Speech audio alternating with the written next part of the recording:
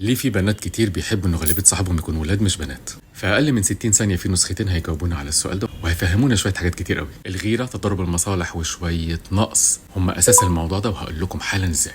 بنوته اتعرفت على شاب كويس وبتحكي لصاحبتها على كل حاجه عنه، وقالت لصاحبتها ببساطه انا بيتهيألي ان انا بقيت معجبه بيه. اتفاجئت بصاحبتها بتقول لها مهم. عندك حق، ده انا كمان عايز اعرفه من كتر كلامك الحلو عليه.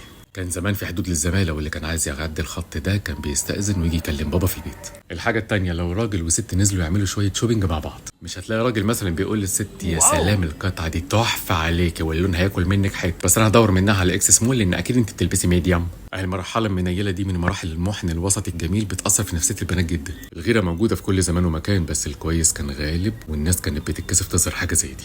الحاجة الأخيرة موضوع النقص، يعني في بنات ما بيحسوش بقيمتهم أبدا إلا من لمة الولاد حواليهم، وعلى فكرة ملهاش علاقة أبدا بالجمال، ممكن تبقى البنت جميلة بس للأسف عندها النقطة دي. كانت البنت زمان بتتباهى إنها عزيزة وغالية وما يقربش منها أي حد إلا بطريقة محترمة.